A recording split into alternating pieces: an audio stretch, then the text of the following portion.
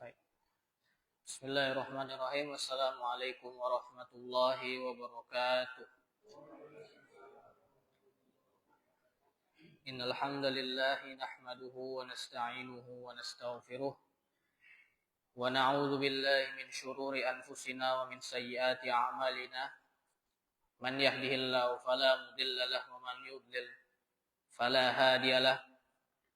Asyhadu an la ilaha illallah wahdahu la syarika lah. وأشهد أن محمدا عبده ورسوله الذي لا نبي ولا رسول بعده.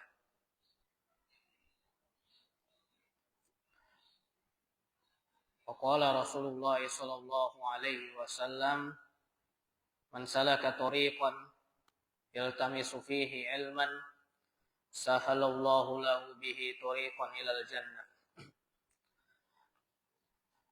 Dan Rasulullah Shallallahu Alaihi Wasallam tidak pernah meminta tambahan apapun berupa harta benda dunia, berupa kenikmatan-kenikmatan yang ada di dunia ini kepada Allah Subhanahu Wa Taala kecuali satu hal, yaitu tambahan ilmu yang bermanfaat, sebagaimana tergambar di dalam doanya. Rasulullah Shallallahu Alaihi Wasallam meminta kepada Allah, Allahumma inni as'aluka ilman nafi'an wa rizqan thayyiban wa amalan mutaqabbalan. Dan sebagaimana perintah Allah dalam Al-Quran, di mana Allah memerintahkan Rasulnya, Qur Rabbi zidni ilma. Katakanlah, wahai Muhammad Sallallahu Alaihi Wasallam, zidni ilma, tambahkanlah kepadaku ilmu. Maka sudah sepantasnya bagi kita yang mengaku sebagai umatnya, yang berqudwah dengan teladannya untuk mengikuti beliau dalam perkara ini, yaitu meminta tambahan ilmu yang bermanfaat, terutama sekali ilmu yang berkaitan dengan kemaslahatan kita di dunia maupun kemaslahatan kita di akhirat nanti. Jamaah pengajian yang dirahmati oleh Allah Subhanahu wa taala, kembali lagi kita membahas perkataan Rasulullah, hadis Rasulullah yang agung mengenai hukum-hukum yang terdapat di dalam kitab Umdatul Ahkam yang syarahnya ditulis oleh Syekh Muhammad bin Shalih Al-Utsaimin. Dan setelah sampailah kita pada pertemuan malam hari ini di hadis yang ke-8. Namun sebelum itu, saya akan mencoba untuk memberikan tambahan mengenai kajian kita yang sebelumnya. Pada kajian kita yang sebelumnya, terdapat sebuah pertanyaan dari orang tua kita, Bapak Edi Tanjung, ya Pak, mengenai apa hukumnya atau apakah sah bagi kita untuk berwudu dengan hanya menceburkan diri ke dalam sungai atau ke dalam danau atau ke dalam laut dengan niat untuk berwudu. Maka Kan saya setelah saya pelajari dan setelah saya telaah juga dengan ilmu saya yang sedikit ini, saya telaah beberapa pendapat dari imam-imam mazhab atau ulama-ulama yang diambil kalamnya atau diambil pendapatnya dalam mazhab. Yang pertama yaitu dari mazhab al-Imam Asy-Syafi'i. Dan salah satunya yaitu perkataan dari al-Imam An-Nawawi.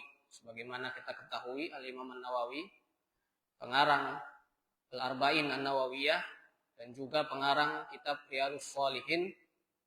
Beliau mengarang sebuah kitab yang berjudul Al-Majmu' bi Syarhi Al-Muhadzab. Di sana beliau mengutarakan pendapatnya mengenai hal ini. Sebagaimana saya kutip dari pendapat beliau dengan bahasa Arabnya, mazhabuna fi anna dzalikal a'dha fil ghusl fil wudu sunnah wa laysa biwajib. Falau afadha al-ma' alaihi fawasala bihi wa lam yamsahu biyadaihi au in ghamasa fil ma' al-katsir waqafa tahta mizab au tahta al-matar nawiyan fawasala sya'rahu wa basyarahu ajza'a wudu'ahu wa ghuslahu. Bagi terjemahannya, dan mazhab kami yaitu mazhab al-Imam Asy-Syafi'i yang dipegang oleh al-Imam An-Nawawi, bahwasanya membasuh anggota wudu itu sunnah, yaitu tartib maksudnya. Tartib dalam membasuh anggota wudu itu adalah sunnah. Jikalau orang yang berniat untuk berwudu itu cukup berdiri di bawah talang air, mizab itu artinya talang air, yang ketika hujan mengalir dari situ air menjadi seperti pancuran, mizab namanya. Di talang air atau berdiri di tengah-tengah hujan, jadi berdiri di tengah-tengah hujan dengan niat untuk berwudu. Kemudian air tersebut sampai kepada rambutnya dan juga kulitnya, maka ini sudah terhitung sebagai bersuci. Ini pendapat dari Al-Imam An-Nawawi. Dan pendapat ini banyak yang menguatkannya, sebagaimana disebutkan oleh Al-Imam Nawawi. Dan juga ini dikiaskan dengan ketika kita menceburkan diri ke dalam sungai, karena keadaan ketika kita berdiri di bawah talang tadi, pastilah kita terguyur semua badan kita di situ. Ya, dengan syarat kita berniat untuk berwudu. Nah, maka itu sudah mencukupi dan sudah dianggap sah wudunya ataupun mandi wajibnya. Itu dia pendapat dari Al-Imam An-Nawawi. Kemudian dari mazhab Syafi'i juga ada Al-Imam Al-Bajuri. Sebagaimana beliau berkata dalam hasyiahnya,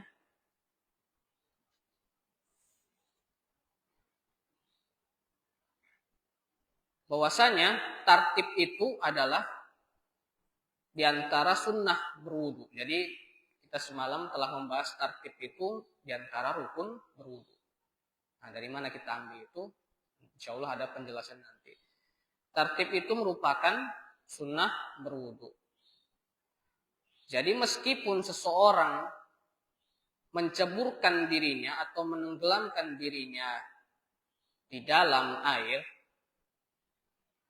dalam rangka mengangkat hadas yang kecil, atau di sini disebutkan berniat untuk berwudu, ajza'ahu wa in lam yamkus bihusulit tartib. meski telah cukup hal itu, yaitu menceburkan diri itu atau berendam di situ telah mencukupkan diri atau mencukupkan wudhunya, telah dianggap sah wudhunya. Meskipun dia jangka waktu dia menceburkan diri atau jangka waktu dia berendam itu tidak sampai kepada waktu ketika dia membasuh secara tertib. Misalnya ketika kita membasuh wudhu secara tertib itu memakan waktu 5 menit. Nah, jadi ketika kita berendam itu mungkin nggak sampai 5 menit, maka ini sudah mencukupi. Fi lahzatin latifah, dalam jangka waktu yang sebentar. Walakin labudda an takuna niyatan an-niyah muqaranatun li isabatil ma liwajh. Akan tetapi mesti diiringi niat ketika dalam berendam itu membasuh wajahnya. Jadi ketika berendam kemudian membasuh wajah sudah disertai dengan niat berwudu. Itu pendapat Al-Imam Al-Bajuri dalam hasyiahnya, yaitu hasyiah Al-Bajuri. Itu dari pendapat Al-Imam Asy-Syafi'i, dari pendapat mazhab Syafi'iyah. Kemudian dari Hanabilah, dari pendapat mazhab Hambali. Dan yang paling terkenal atau yang dikenal dalam mazhab Hambali ini, salah satu ulamanya adalah Syekh Mansur Al-Buhuti. Beliau pengarang dari kitab Ar-Raudul Murbi yang menjadi syarah bagi mazhab Hambali. Beliau berkata dalam syarahnya, wa inin ghamasa nawiyan yakni al-wudu fi ma'in wa kharaja murattaban ajza'ahu wa illa fala. Jika seseorang berendam dalam air, berniat untuk berwudu, kemudian keluar dari air itu dengan tertib, dengan membasuh anggota wudunya secara tertib, ajza'ahu, maka wudunya itu telah sah. Wa illa fala, dan jika keluar itu tidak membasuh anggota wudunya secara tertib, maka tidak sah. Maksudnya bagaimana? Ketika berendam itu dia berendam sekaligus di situ mencuci wajahnya. Kemudian ketika di dalam air itu juga mencuci kedua tangannya. Kemudian mengusap kepala dan menggerak-gerakkan kakinya di dalam air dengan niat mencuci kedua kakinya. Kemudian keluar dari itu, maka wudunya terhitung sah. Nah, namun apabila dia cuma sekedar berendam saja, berendam dia tidak ngapa-ngapain, tapi hanya berniat berwudu, maka menurut mazhab Hambali itu tidak dianggap sah. Kemudian pendapat dari Syekh Abdul Aziz bin Baz. Beliau berkata dalam fatwa beliau, dalam Majmu' Fatawa milik beliau, jikalau seseorang singgah di sebuah di laut, di tepi pantai di laut, maka boleh baginya untuk berwudu. Ini pendapat dari Syekh bin Baz, berwudu, yaitu dengan masuk ke air itu, masuk ke dalam air laut, kemudian membasuh wajahnya, membasuh kedua tangannya sampai siku, kemudian mengusap kepala dan mencuci kakinya dengan menggerak-gerakkannya, dengan mualah, dengan berkesinambungan sekaligus menjaga tertib, wa tertib. Maka hal ini sudah mencukupi baginya untuk berwudu. Kemudian pendapat dari Syekh Muhammad bin Shalih Al-Utsaimin. Beliau berpendapat dalam Asy-Syarh Al-Mumti' terhadap Zadul Mustaqni, yaitu sebuah syarah terhadap kitab Zadul Mustaqni. Beliau berpendapat bahwasanya ketika seorang berniat mandi wajib, maka boleh baginya untuk langsung menceburkan diri dengan niat mandi wajib. Jika air tersebut telah sampai kepada seluruh badannya, maka mandinya tersebut telah sah. Namun beda kasusnya jika berwudu. Apabila berwudu, maka sebagaimana tadi, harus mencuci mukanya terlebih dahulu, kemudian berkumur-kumur, istinsar dan istinsar, kemudian mencuci kedua tangannya sampai siku, kemudian mengusap kepalanya, dan terakhir menggerak-gerakkan kakinya di dalam air, dan disertai dengan mualah atau berkesinambungan dan menjaga tertib.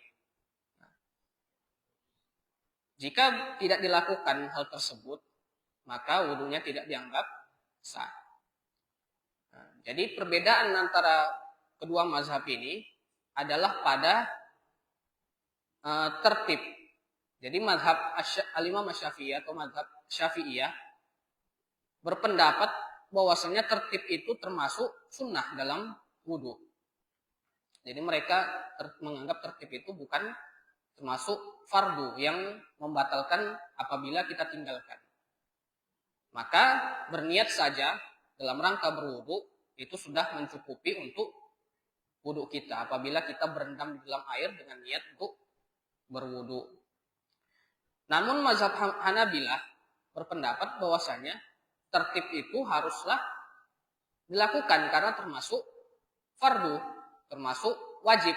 Jika ditinggalkan maka tidak sah wudu kita. Mereka berdalil sebagaimana sebelumnya disebutkan juga. Mereka berdalil dengan ayat surat Al-Maidah ayat ke-6. Di mana di situ Allah Subhanahu wa taala memisahkan antara mengusap kepala dengan mencuci kaki. Setelah sebelumnya mencuci wajah, mencuci kedua tangan sampai siku, kemudian terpisah di situ mengusap kepala dan kemudian mencuci kaki. Untuk apa itu dipisah?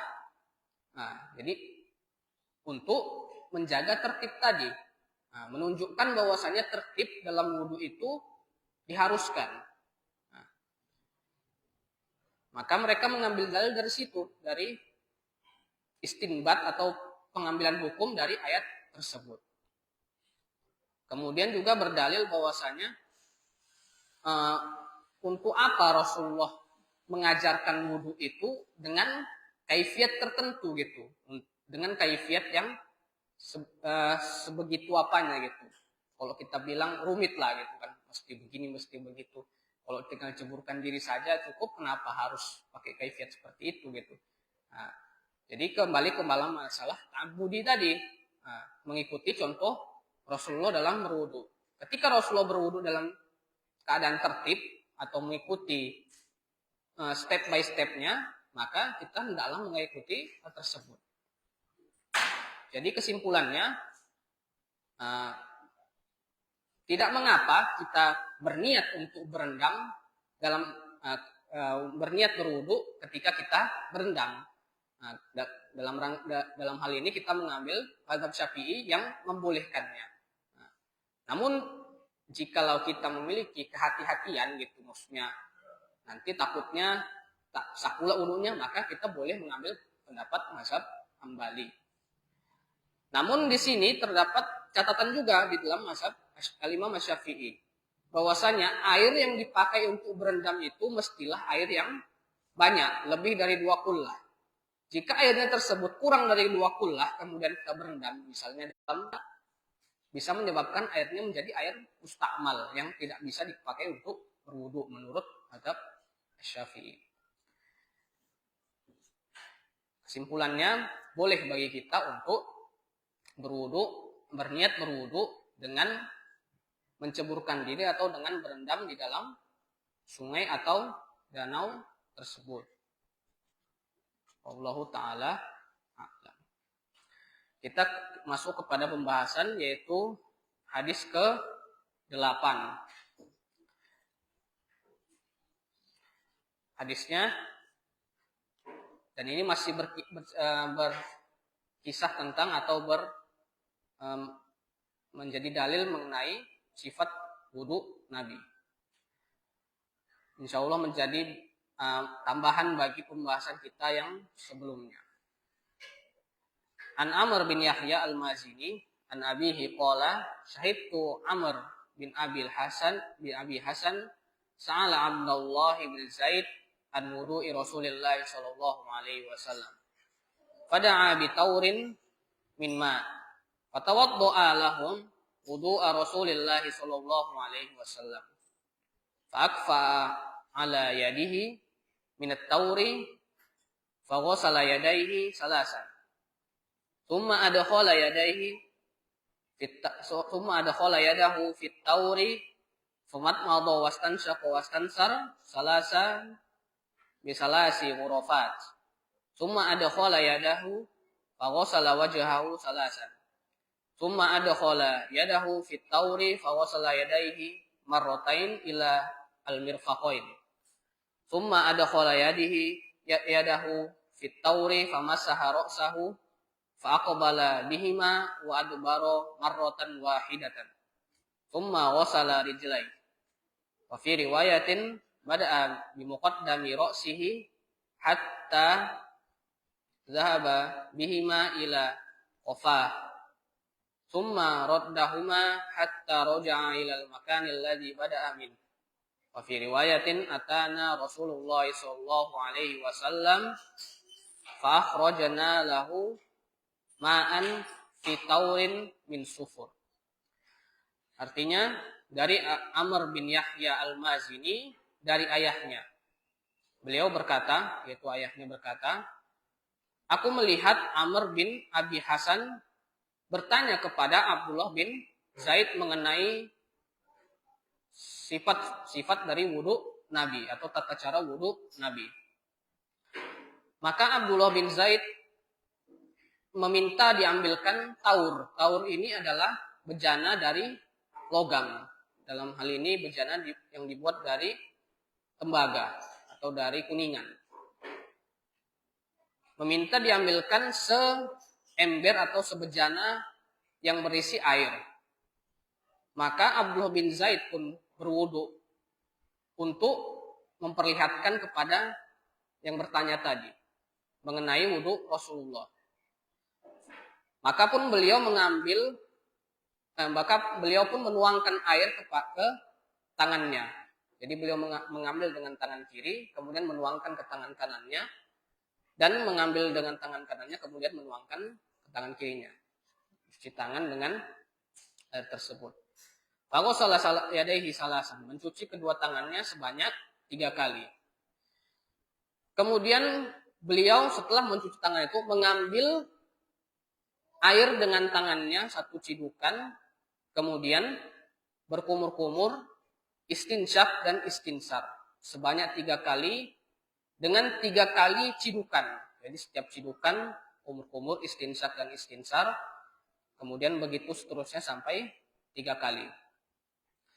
Kemudian beliau memasukkan tangannya dan menciduk air di dalamnya, memasukkan tangannya ke dalam bejana tadi dan menciduk airnya, kemudian membasuh wajahnya sebanyak 3 kali.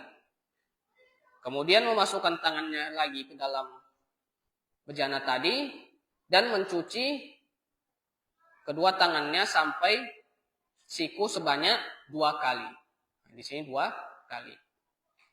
Kemudian memasukkan kedua tangannya ke dalam bejana tadi dan mengusap kepalanya.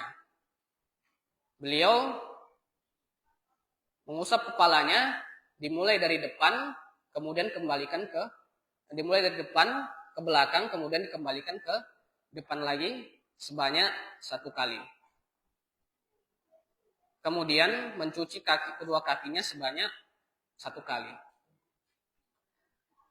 Inilah kesimpulan dari hadis yang ke-8. Apa yang bisa kita ambil dari hadis ini? Yang pertama, hirsus salaf as-soleh ala ma'rifati sunnatin Nabi sallallahu alaihi wasallam lita'assau bihi fiha. giatnya para salafus soleh atau para pendahulu kita dari kalangan tabi'in, dari kalangan para sahabat tabi'in maupun tabi'ut tabi'in dalam mengenal sunnah Nabi atau dalam mencari tahu sunnah-sunnah Nabi. Untuk apa mereka mencari tahu sunnah Nabi tersebut? Untuk menjadikan sunnah tersebut sebagai panduan bagi mereka. Menjadi uswah.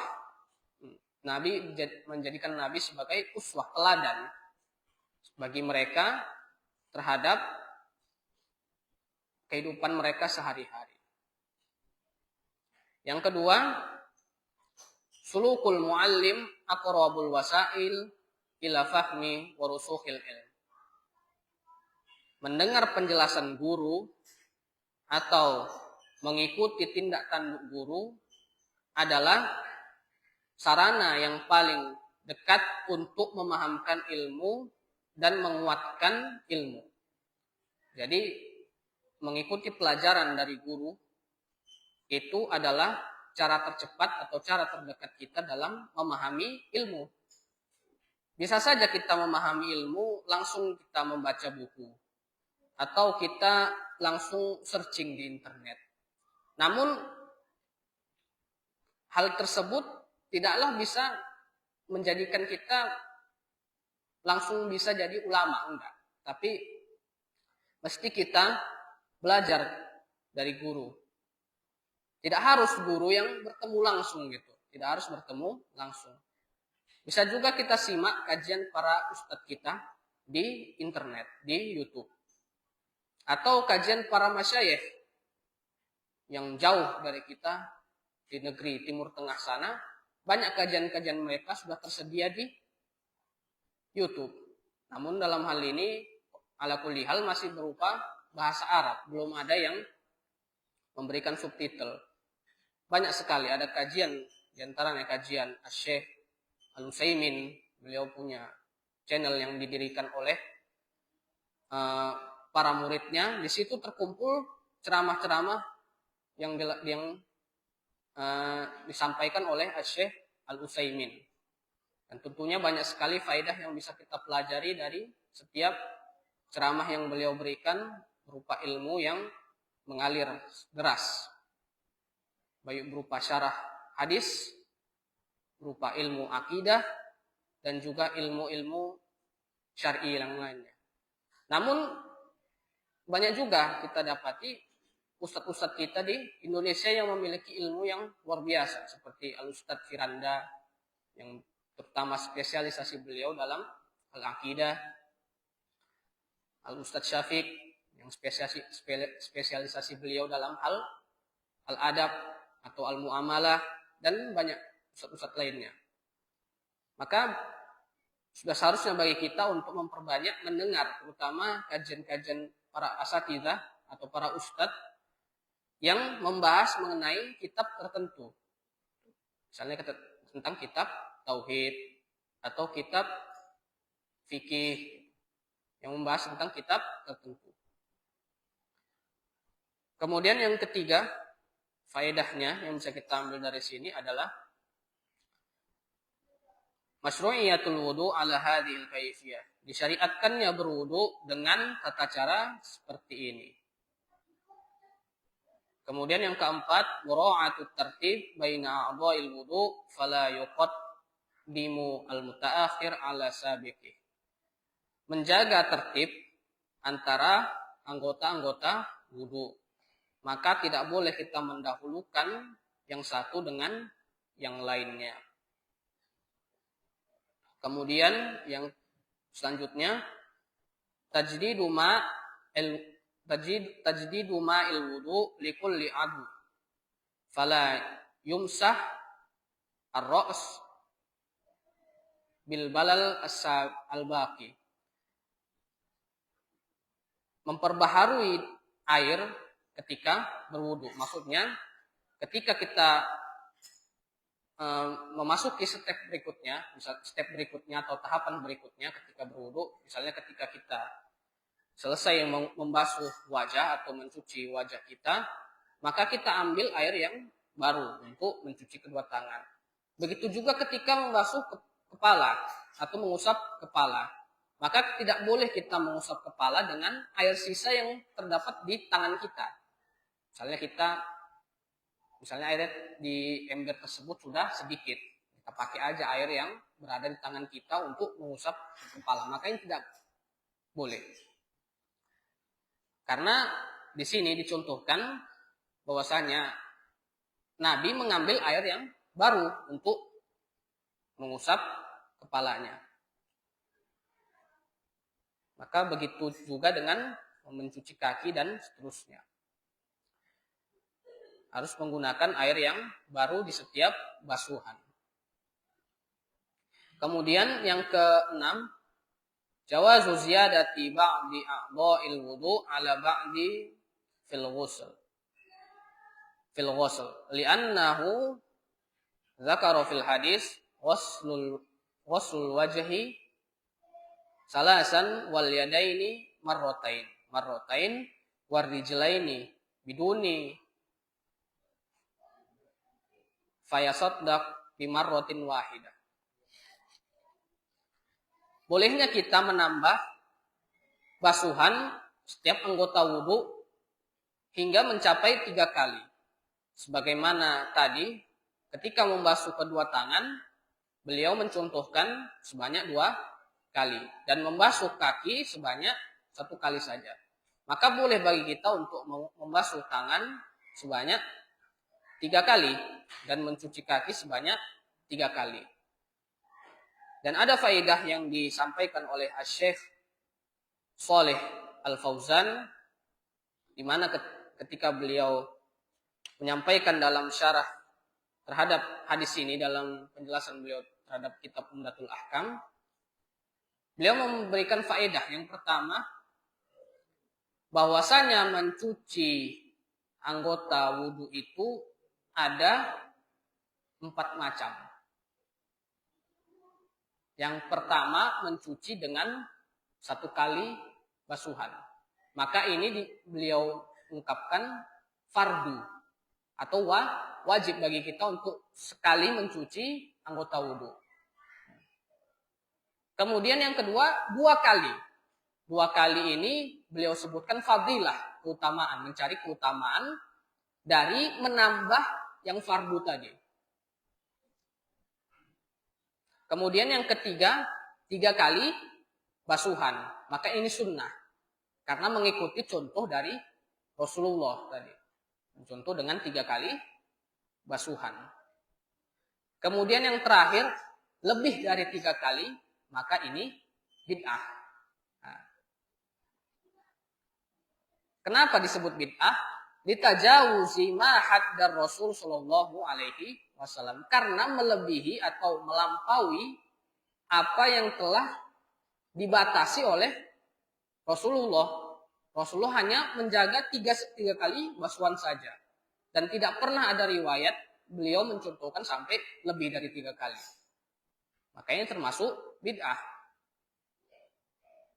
Maka bagi kita untuk menjaga hitungan wudu kita atau hitungan basuhan kita tetap terjaga di 3 kali basuhan paling banyak. Kemudian yang faedah yang terakhir, jawazul wudu bi aniyatis sufur.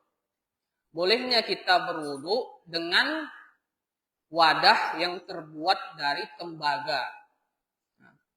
Karena kita tidak diperbolehkan menggunakan bejana dari logam yang terbuat dari logam mulia, semisal emas atau perak. Itu terlarang. Baik kita menggunakan wadah tersebut untuk berwudu, untuk minum maupun untuk makan. Maka menggunakan wadah selain dari 2 logam ini hukumnya boleh.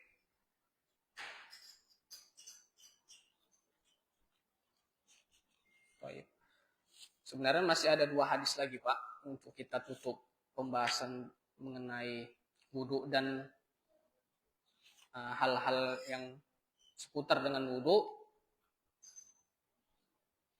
Kira masih sempat. Insyaallah masih sempat. kita masuk saja kepada hadis yang 9. An Aisyah radhiyallahu anha qalat kana Rasulullah sallallahu alaihi wasallam yujibuhu tayammunu fi tana'ulihi wa tarajjulihi wa tuhurihi wa fi sya'nihi kulli. Dan hadis yang ke-9 ini membahas atau bercerita tentang bahwasanya Rasulullah itu sangat mengutamakan menggunakan tangan kanan atau mengutamakan bagian tubuh yang kanan dalam setiap perbuatan beliau. Dari Aisyah radhiyallahu taala anha, beliau berkata, Rasulullah shallallahu alaihi wasallam sangat menyukai tayamun. Tayamun ini mengutamakan bagian yang kanan. Fitana'ulihi, dalam memakai sendal, ketika memakai sendal. Wa tarajjulihi, dan ketika bersisir. Wa tuhurihi, dan ketika bersuci. Wa fi sya'nihi kulli, dan dalam perbuatan beliau yang lain. Jadi ini menjadi dalil bahwasanya membasuh bagian kanan ketika berwudu itu disunnahkan. Meskipun tidak mengapa ketika kita misalnya tidak sengaja membasuh bagian kiri terlebih dahulu gitu. Atau silap kita membasuh bagian kiri. Kemudian kita ulangi wudhu kita karena tersilap tadi, maka membasuh bagian kiri tubuh kita ketika berwudhu itu tidak mengapa dan tidak membatalkan wudhu. Namun membasuh bagian kanan itu disunnahkan dan lebih diutamakan karena kita mengikuti tuntunan dari Rasulullah Shallallahu Alaihi Wasallam. Faedah yang bisa kita ambil dari hadis ini yang pertama, anna taqdimal yamin lil asya'i at-thayyibah huwal afdal syar'an wa aqlan wa tibban. Bahwasanya mendahulukan atau mengutamakan bagian tubuh yang kanan atau tangan kanan dalam perkara-perkara kebaikan itu afdol, itu lebih afdol atau lebih utama secara tinjauan syar'i. Karena menggunakan bagian kanan itu ada pahalanya sebagaimana disebutkan dalam hadis ini. Wa aqlan, dan secara logika atau secara akal. Nah, kemudian secara tibban, secara kesehatan.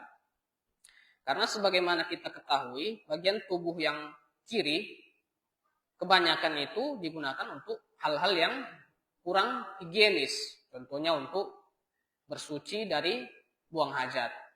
Menyucikan diri dari buang hajat.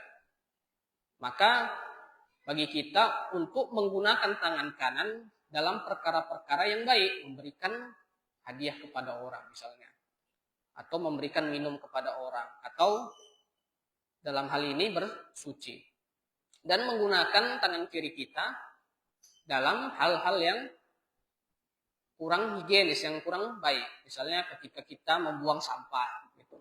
Membuang sampah ketika bersuci dari buang hajat dan hal-hal yang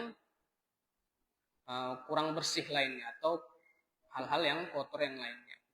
Maka ini lebih afdol secara tinjauan syariat, akal maupun kesehatan. Kemudian yang kedua, inna syar'al syarif ja'a li islahin nas wa tadhibihim wa wiqayatihim minal adrar. Bahwasanya syariat yang mulia ini datang bukan untuk menyulitkan kita, bukan untuk membuat kita itu susah dengan aturan-aturan lainnya, dengan aturan-aturan yang dibikin oleh syariat atau disampaikan oleh syariat, melainkan untuk islahin nas, untuk memperbaiki manusia, wa tadhibihim, dan mengatnya adrar, dan mencegah kita dari hal-hal yang buruk. Jadi itu adalah salah satu sebab utama mengapa syariat Islam ini ada. Jadi ini adalah ilat yang paling utama selain untuk beribadah kepada Allah. Jadi ilat itu ada dua ilat utama. Yang pertama, ilat beribadah kepada Allah. Kita sholat, kita berwudu, kita melakukan segala ibadah atau segala perbuatan, baik yang muamalah dengan sama manusia, baik yang berupa adab dan lain sebagainya yang diatur oleh syariat. Ilat yang pertamanya itu untuk ta'abbud, untuk beribadah kepada Allah. Mengapa aturan ini ada, mengapa aturan itu dibuat dalam Islam, adalah untuk beribadah kepada Allah. Itu ilat yang pertama, sebab yang pertama. Untuk menjaga maslahat manusia. Jadi ada dua ilat yang utama. Baik. Kemudian kita masuk pada hadis yang ke-10. Ini insya Allah terakhir. Dan hadis ini secara garis besarnya menyampaikan bagi kita atau mengajak kita untuk menyempurnakan basuhan anggota wudhu kita. An-Nu'aim al-Mujmir an Abi Hurairah radhiyallahu anhu. Atau kita pending sebentar untuk azan.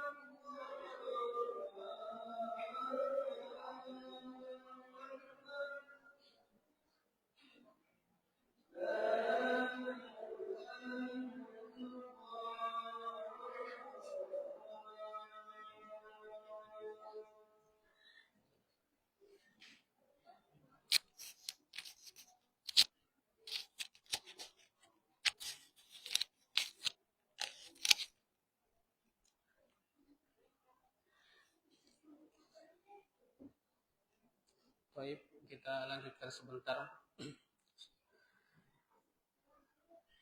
An-Nu'aim al-Mujmir an Abi Hurairah radhiyallahu anhu anin Nabi sallallahu alaihi wasallam annahu qala inna ummati yud'auna yaumal qiyamati ghurran muhajjalin min atharil wudu faman istata'a minkum an yutila ghurratahu falyaf'al.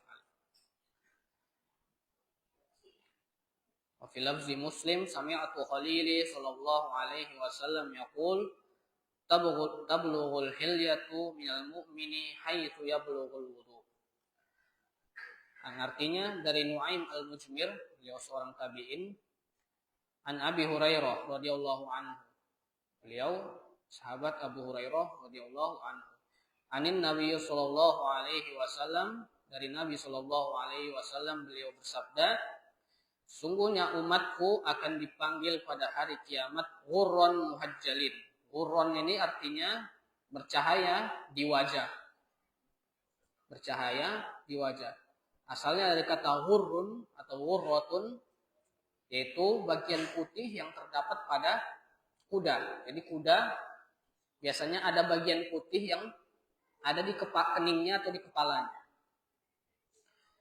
Muhajjalin artinya bagian putih yang berada di anggota geraknya, baik berupa tangan atau di kaki.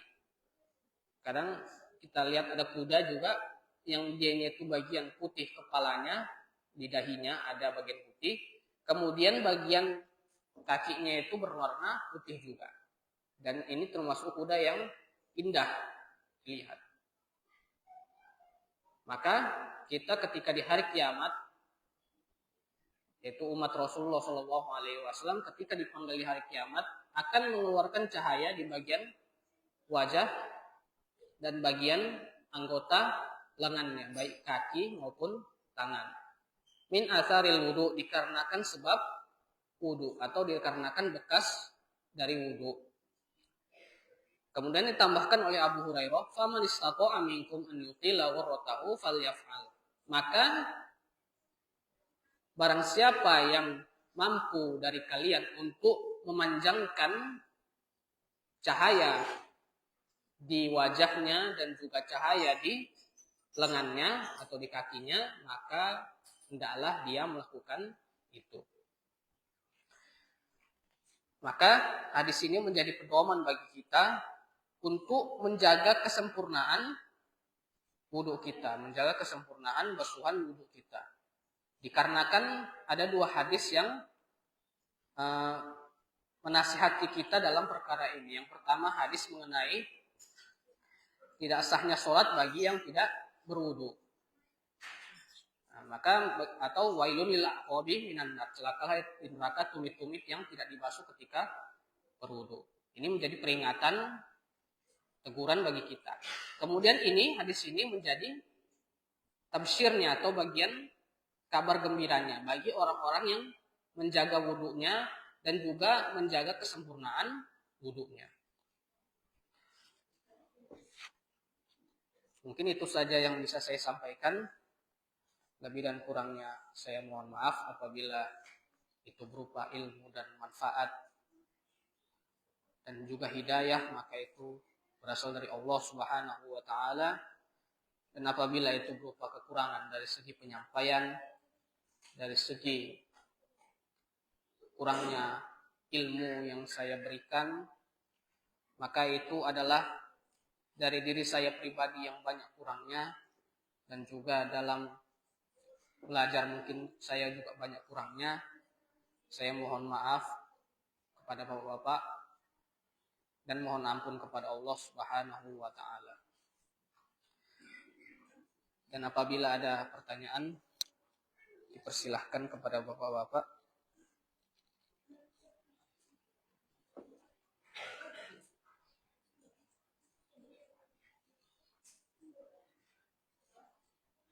Dan saya akan sangat berterima kasih gitu, karena